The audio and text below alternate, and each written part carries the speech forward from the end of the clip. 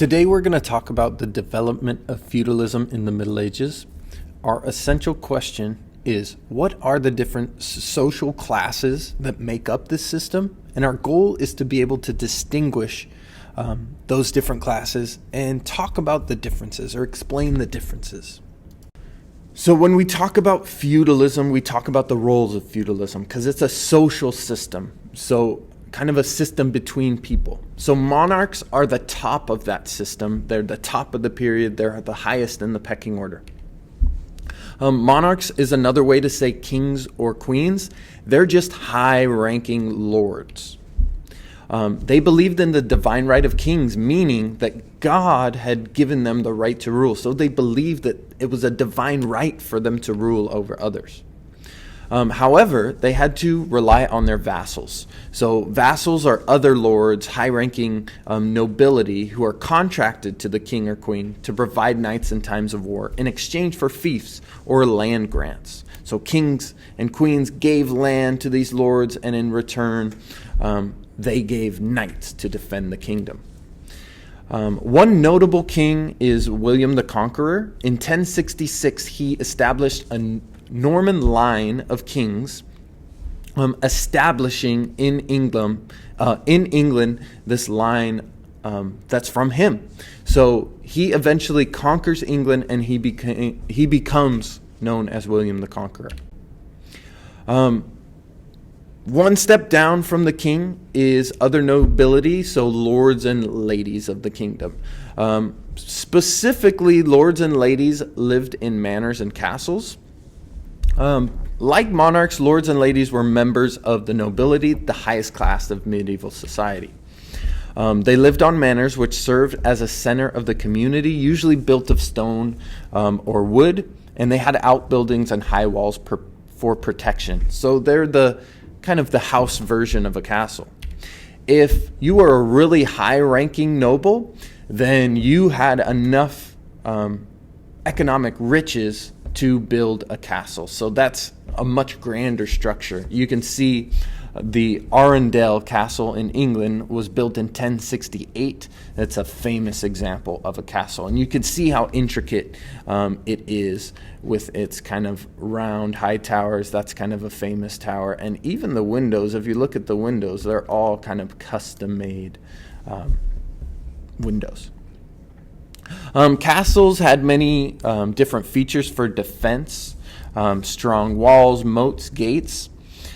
It was considered to be an important military technology, which is interesting to think about. A castle was a military advantage. So you have the structure of a manor itself. You would have the manor house or the castle. And then you have all these outbuildings. You would have a church, you would have peasants housing, you would have tilled fields to plant crops, you would have fields that were kind of fallow fields that had been used the year before, and they were trying to bring the nutrients back to the soil. So it's a kind of like a small town. You could think of the manor as a small town. Lords and ladies had many responsibilities. A lord's job was to defend their land and its laborers.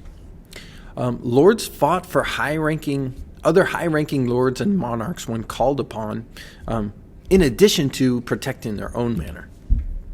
Noblewomen had the same responsibilities as men. They ran estates, sat as judges in manor courts, and sent knights to serve in times of war. Ladies of the court were also responsible for managing the household, which could number over 100 people. Priests, hunters, pages, squires, cooks, servants, artists, craftspeople, and grooms all lived within the same household or the same manor. So that's a lot of people to organize. Though lords and ladies had the most privileged lives, they still faced a lot of hardships. So they had poor living conditions due to lack of privacy, poor hygiene, and even noble people weren't immune to disease. One step down from lords on the feudalism pyramid are knights. Becoming a knight required many years of training. First, you started out as a page, learning from the lady of the court skills, including singing, dancing, composing music, and playing the harp, trying to make a well-rounded person. Then after about 7 years, you would become a squire. You'd spend time with a knight who had certain jobs to his lord, so caring for his horse, polishing his shield and armor, sharpening his sword and his lance. If a squire became worthy, then they would become a knight. A squire became a knight in a complex religious ceremony that included praying all night before the event. Once someone became a knight, they had to live by a strong code of behavior, and they were expected to be loyal to the church, to be a just and fair person, and to protect the helpless. Whether that was always the case is another question. Finally, we've come to the bottom step of the feudalism pyramid. Most people were peasants in the Middle Ages. There were 2 legal classifications, free and unfree peasants. Unfree peasants were called serfs, and they had to farm the lord's fields, and they couldn't leave the place that they were born in. Peasants and serfs might owe taxes to the lord, including a yearly tax, so a fixed payment per person in a household. So every person had to pay their due. Most peasants lived in small, simple houses made of woven strips of wood covered with straw and mud. They would have looked much different from a manor house or a castle. An entire family might eat and sleep in one room centered around a hearth, which was a fire.